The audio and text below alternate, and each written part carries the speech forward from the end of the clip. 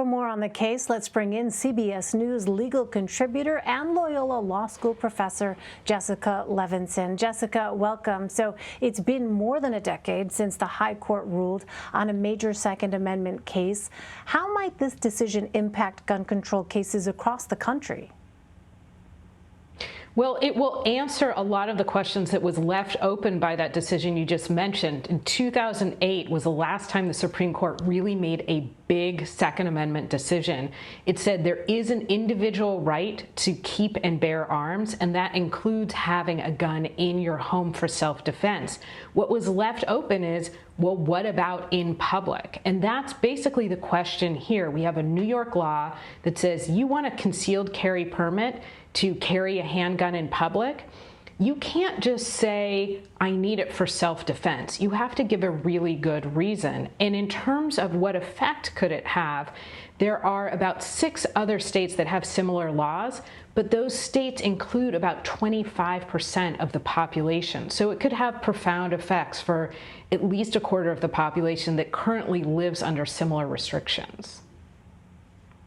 Well, when asked by Chief Justice Roberts if the state could specifically restrict guns in places that sell alcohol, a lawyer for the petitioners told him each case would need to be looked at individually. Why?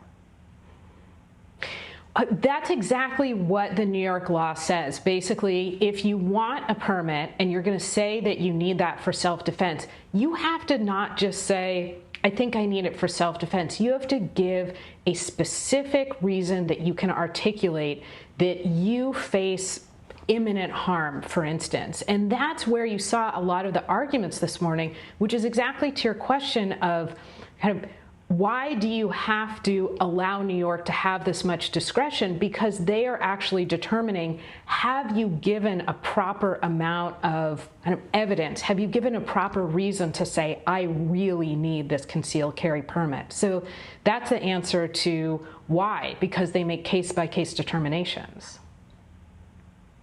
Well, justices questioned whether the need for guns was greater in more urban areas of New York compared to rural ones.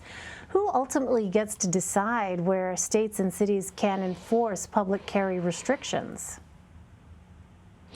That's a great question. That's largely what this case is about, right? Can New York have this pretty broad concealed carry permit standard where it says, regardless of, to your question, whether or not this is a densely populated urban area where there might be more crime, you might have, for instance, we might assume you have a better reason for needing that gun for self-defense as opposed to a very sparsely populated rural area.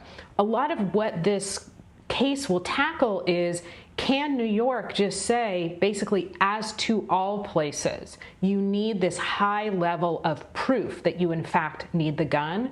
Or do you have to kind of be more geographically specific and be more narrow and targeted in your laws? So this case will help us answer who decides. Yeah, let's dig in a little deeper here, because New York state law requires authorities to determine if a resident has quote-unquote proper cause to own a firearm. Jessica, what are some causes that are typically approved? What are some causes that are typically rejected? Yeah, so it's probably easier to start with rejected because that's really what the plaintiff said here. They said, look, we have permits to hunt, we have permits for target practice, we've passed all the safety checks, we've passed all of the other checks here. We're saying that we need these guns for self-defense. In one case, I believe he said that that area was subject to a number of burglaries. In another case, he said that this area is subject to a lot of crime, and that's why I need this this permit to be able to conceal carry guns in public. And New York said, no, that's not enough. So what you're looking at here is an even higher threshold, and I think that's what the justices were struggling with. So what would be enough? Something more specific of, this is why I, in particular, need to make sure I can carry a handgun, not just have it in my home, but have it in public, because I have a credible threat that, for instance, my business is being targeted and I might be the victim of a burglary or something worse, and therefore I've given you enough. I think that would certainly pass the threshold. All right, Jessica Levinson. Jessica, thanks as always for your analysis.